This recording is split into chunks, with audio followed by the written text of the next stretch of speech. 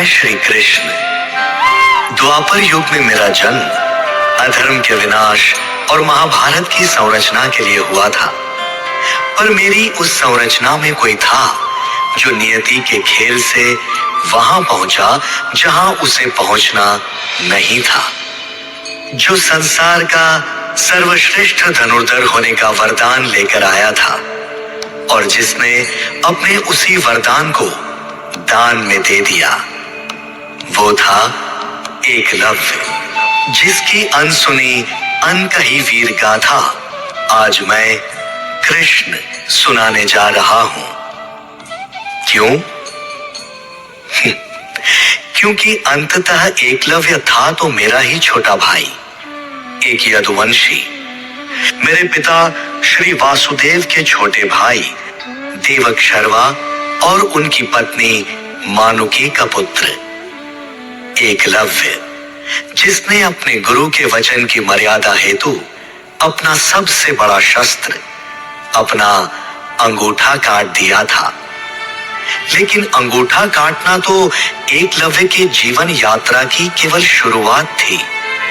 वो यात्रा जो जन्म के बाद ही एकलव्य को हमसे बहुत दूर लेकर चली गई थी और एक दिन वापस भी ले आई उसे मेरे सामने, परंतु एक शत्रु के रूप में। और तब मैंने ये जानते हुए भी कि एकलव्य मेरा भाई है, उसका वध किया। अगर मैं ऐसा नहीं करता तो कुरुक्षेत्र पर महारण ना होती, एकलव्य की मृत्यु ना होती, तो पांडवों की जीत भी नहीं होती। भाग्य के उस चक्रव्यूह की कहानी की शुरुआत हुई थी मथुरा से कोसों दूर मगध में, जहां के राजा जरासंध अपने दामाद कंस की हत्या का दंड मुझे देना चाहते थे, परंतु मेरे अपनों की हत्या करके अपनी गदा हवा में घुमाते हुए एक शेर की तरह दहाड़ रहे थे महाबली जरासंध। तभी एक मंत्री ने सूचना दी, महाराज, कृष्ण के काका देवक शर्मा को पुत्र हुआ है काली गंगा नदी के तट पर वनवासियों के कबीले में। मेरे कुल से प्रतिशोध का अवसर देखकर जरासंध जोर जोर से हंस उठा। उस हंसी की गूंज पहुंची कोसों दूर मेरे कानों में एक बड़े संकट का संकेत बनकर, और उस संकट से सुरक्षा के लिए मैं पहुंचा काका देवक शर्मा के पास। मुझे देखते ही वो बोले, कृष्ण, सब तैयार है कल की यात्रा के लिए। मैंने कहा, हम सब कल जाएंगे, परंतु आपका काकी और मेरे भाई के पास अभी होना आवश्यक है। काकाश्री के ना नुकर को समझाते बहलाते मैंने उन्हें सैनिकों के साथ रवाना किया, पर सामने से जो विपदा आ रही थी उसके लिए इतने से सैनिक क्या, एक पूरी सेना भी कम थी। मुझे मेरा सारथी चाहिए था।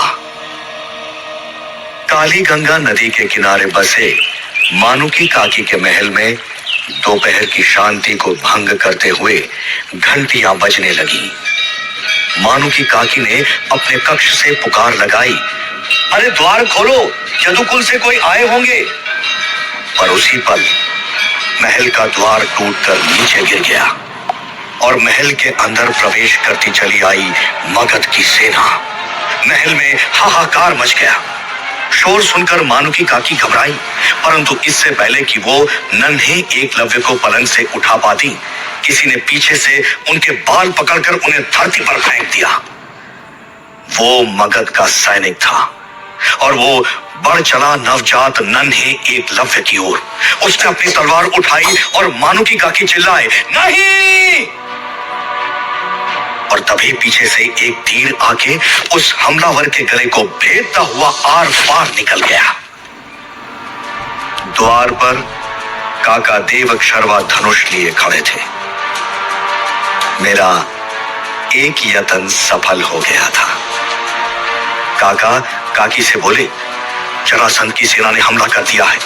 ईश्वर भला करे कृष्ण का, जो उसने मुझे उचित समय पर भेज दिया। तुम बच्चे को लेकर काली गंगा के उस पार जाओ।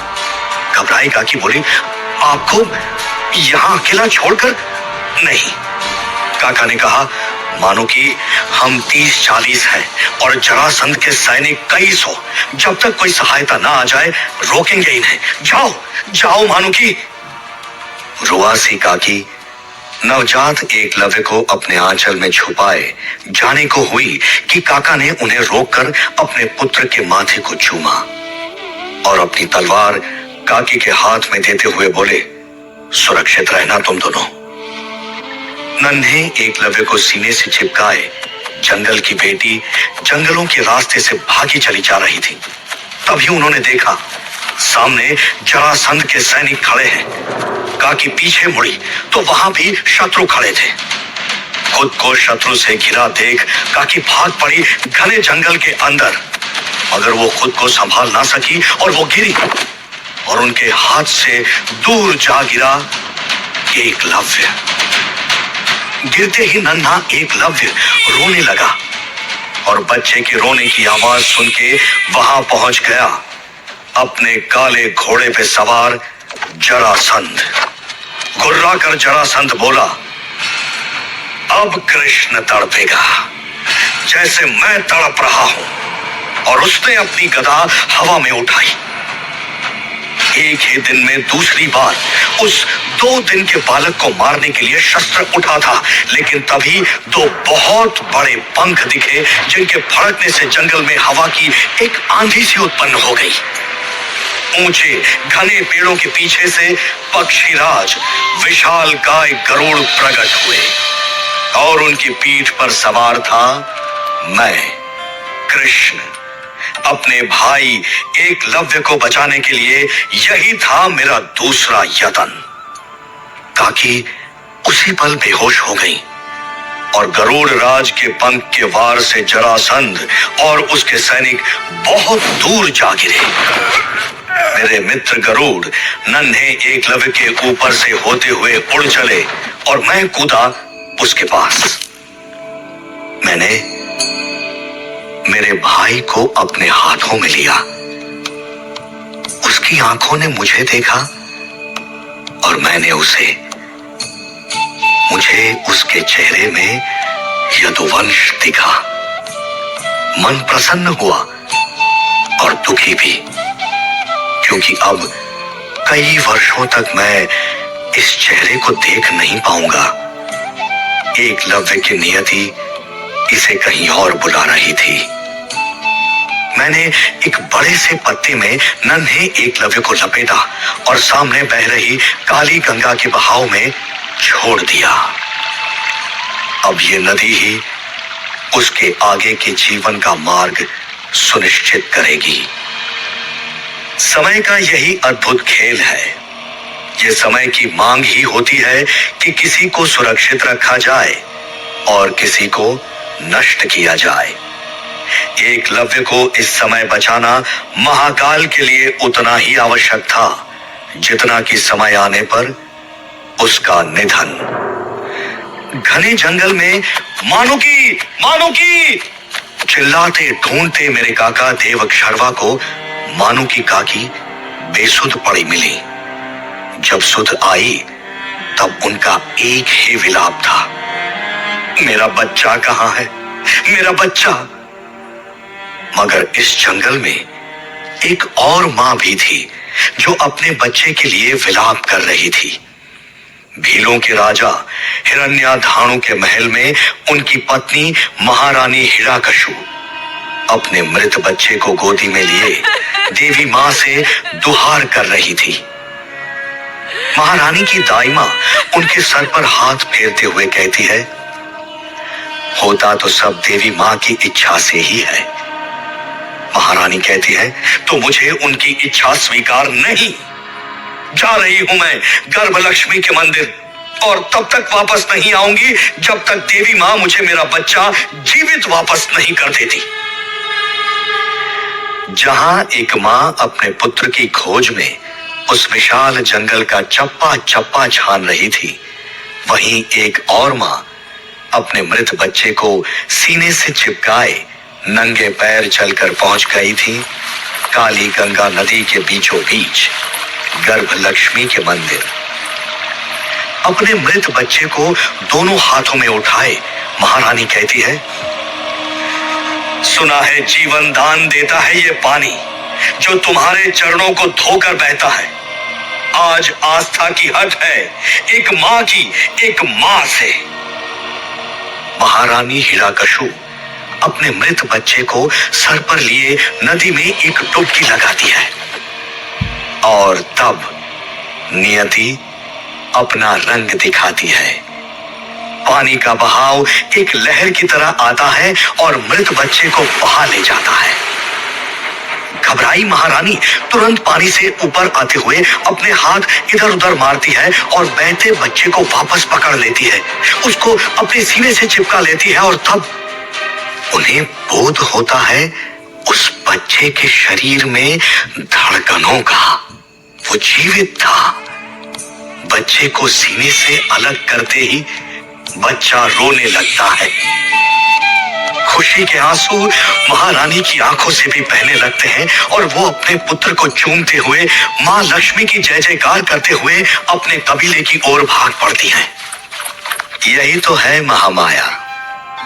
महारानी हिरण्यकशु चाहती तो जीवित बच्चे के चौड़े माथे से, उसकी काया से समझ सकती थी कि वो जो अब उनकी गोदी में था वो उनका मृत बच्चा नहीं था, वो मेरा भाई एकलव्य था। पर महारानी ने मातृत्व की आंखों से देखा तो सिर्फ इस बच्चे के गले में पड़े वनवासियों की निशानी वाला शेर का नाखून। आखिर मनुष्य वही देखता है जो वो देखना चाहता है। जैसे कोई मेरे बाल रूप में रमता है तो कोई मेरे कान्हा स्वरूप में प्रेम पाता है। कोई पाकर खुश था तो कोई प्रतिशोध का अवसर खो जाने से क्रोधित। जंगल में एक घायल शेर की तरह दहाड़ रहा था जरासंध। हुआ क्या था? वो था क्या? जरासंध का सेनापति कहता है, एक विशालकाय पक्षी था महाराज। वही मायावी पक्षी बच्चे को ले गया होगा महाराज। लेकिन जरासंध संदेह से कहता है, मायावी तो सिर्फ एक है, कृष्ण। बार बार मेरे हर यत्न को विफल कर देता है ये कृष्ण। सैनिकों, या तो वो बच्चा मेरे पास जीवित लाओ या फिर उसके मृत होने का प्रमाण। अंधेरा होने से पहले पूरा जंगल छान डालो। नहीं ढूंढ पा रहे हो तो जाओ और उनसे पूछो जिन्हें इस जंगल के बारे में सब पता है। जहां रहने वाले वनवासी, भील, निषाद, ढिंढोरा पिटवा दो। मगध नरेश जरासंध के पास जो कोई भी वो बच्चा लाएगा वो सोने के सिक्कों से तोला जाएगा। परंतु अगर मुझे रात्रि उपरांत वो बच्चा नहीं मिला तो वनवासियों का हर नन्हा बच्चा मैं छीन लूंगा। एक तरफ प्रतिशोध का क्रोध था और दूसरी तरफ राजपुत्र के जन्म की खुशी जो भीलों के कबीले में मनाई जा रही थी। हिरण्याधाणु युद्ध से वापस आए थे और महारानी अपने पुत्र को उसके पिता से पहली भेंट करवा रही थी। वो कहती है, मैं आपसे हमेशा कहती थी एक दिन देवी मां हमारी प्रार्थना अवश्य सुनेगी। हिरण्याधाणु ने एकलव्य का माथा चूमा और बोले, अद्भुत, इसकी काया आर्यों जैसी है। देवी मां का वरदान है हमारा पुत्र। नियति की असीम शक्ति के सामने सब नमन थे। पर हिरण्याधाणु ये नहीं जानते थे कि एक ओर असीम शक्ति उनके पास आ रही थी। जरासंध के सैनिक जंगल के कबीलों से छोटे बच्चे छीन रहे थे और उनके बिलखते रोते परिवारजनों से कह रहे थे, अपना बच्चा वापस चाहिए तो वो बच्चा लाकर दो जिसे महाराज जरासंध ढूंढ रहे हैं। तभी कबीले का एक आदमी बोल पड़ता है, हो न हो ये वही चमत्कारी बच्चा है जो महारानी के पास है। सुना है आज सुबह वो अपना मृत बच्चा लिए घने जंगल में बने गर्भ लक्ष्मी के मंदिर गई थी और वहां से जीवित बच्चा ले आई।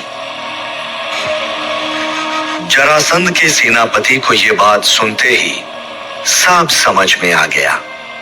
उसने तुरंत आवाज लगाई, सैनिकों, चलो हिरण्याधानु के कबीले में।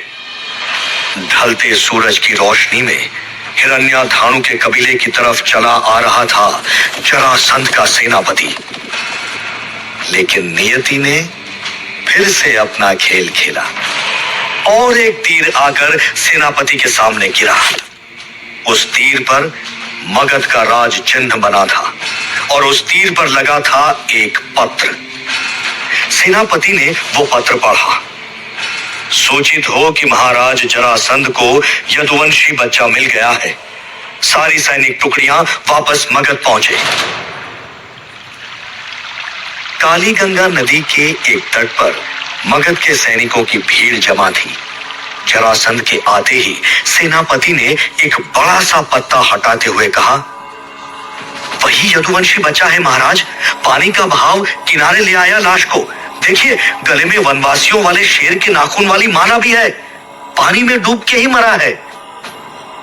किंतु जरासंध बोले, मरा नहीं, जीवित है। जिसे जरासंध को मारना होता है वो तब तक नहीं मरता जब तक जरासंध उसे न मारे। ये कहते हुए उस क्रूर उग्र राजा ने अपनी गदा उस मृत बच्चे के ऊपर उठाई और जरासंध के महाबली सेनापतियों और सिपाहियों तक ने अपनी आंखें बंद कर ली। ऐसी क्रूरता देख पाने की शक्ति उनमें भी नहीं थी। हां, जरासंध की खोज पूरी हो चुकी थी, पर एक मां की खोज वो निरंतर चल रही थी। अंधेरे जंगली जानवरों से भरे जंगल में मानू की काकी के पैर से बहता रक्त और उनके कदम रुक नहीं रहे थे। एक बार फिर काका ने कहा, मानू की, बस करो, अब वापस चलते हैं। इस अंधेरे में कैसे ढूंढेंगे बच्चे को? सुबह आएंगे ढूंढने और तब हमारे साथ यदुवंशी सैनिक होंगे। हम पूरा जंगल छान मारेंगे। सुन रही हो मानू की? पर मानू की काकी भूख, प्यास, दर्द, थकान से मूर्छित हो गई थी। मानू की काकी का मायका, वनवासियों का महल, आज शमशान का रूप ले चुका था। पर सबसे अधिक क्षति तो काकी की ममता को हुई थी। होश में आते ही काकी अपने महल के हर मनुष्य से बस यही बोलती रही, सुबह होते ही हम सबको जंगल चलना है, मेरे पुत्र को ढूंढने। तभी शास्त्री जी उनके पास पहुंचे और कहा, कल जंगल न जाओ तो उचित होगा पुत्री। काकी ने आश्चर्य से पूछा, ऐसा क्यों? शास्त्री जी दबी सी आवाज में बोले, मैंने आपके पुत्र की कुंडली बना ली है। कुंडली में आपके पुत्र की मृत्यु का समय उसकी युवावस्था है बिटिया रानी। युवावस्था? अर्थात मेरा पुत्र अभी जीवित है? खुशी के मारे काकी ने पूछा, परंतु शास्त्री जी के चेहरे पर खुशी नहीं थी। वो कहते हैं, हां, परंतु कुंडली ये कह रही है कि उसकी मृत्यु किसी कुलवंशी के हाथों ही होगी, एक यदुवंशी के हाथों। ये सुनते ही मानू की काकी स्तब्ध हो गई। वो बस शास्त्री जी को देखती रह गई और तब शास्त्री जी फिर से बोले, ग्रहों की गति, उनका स्थान सब अच्छी तरह से देखकर ही कह रहा हूं। आपके पुत्र के भाग्य ने उसकी मृत्यु उसके घर वालों द्वारा ही निश्चित की है। तभी काका आकर कहते हैं, यदुवंशी सेना पहुंच गई, अब सुबह से खोज शुरू हो जाएगी। लेकिन मानू की काकी बोलती है, नहीं, मेरे पुत्र की खोज ना करे अब कोई। मैंने उसे ईश्वर के सहारे छोड़ दिया है। पर क्या मेरा भाई एकलव्य अपनी मां के इस विश्वास से सुरक्षित हो गया था? नहीं, उसकी सुरक्षा हेतु मुझे एक और कार्य करना था। अपने महल में हिरण्याधाणु अपने पुत्र के साथ खेल रहे थे। तभी कबीले के संकट संकेत करने वाले ढोल बजने लगे।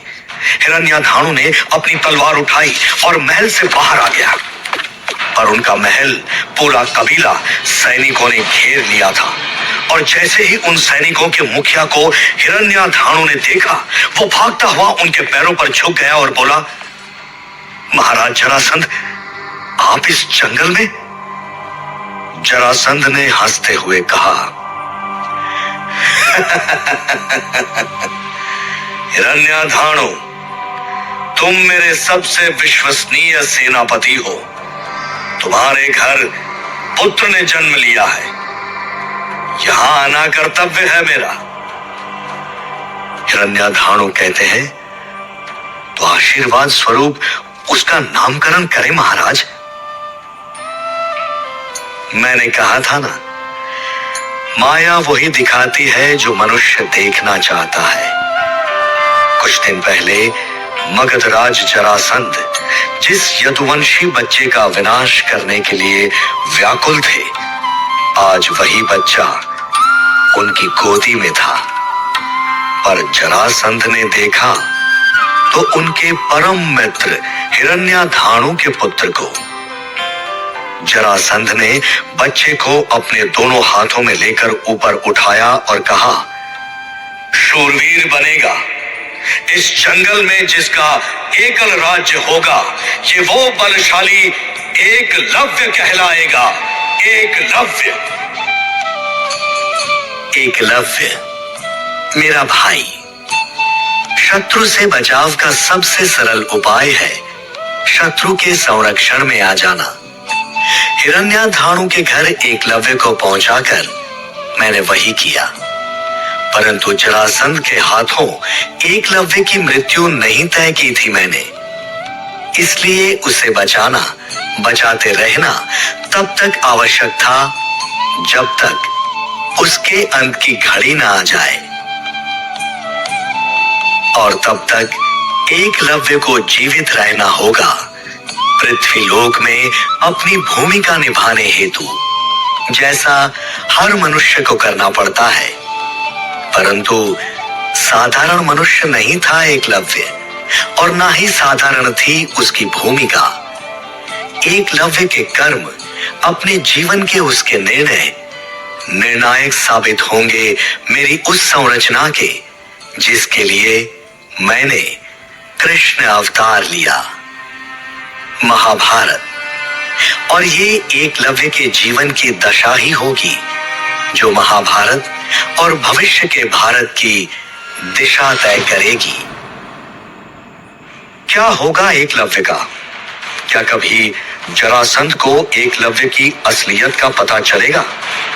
एकलव्य के जीवन में क्या था इतना महत्वपूर्ण कि स्वयं लक्ष्मी को अवतार लेना पड़ा?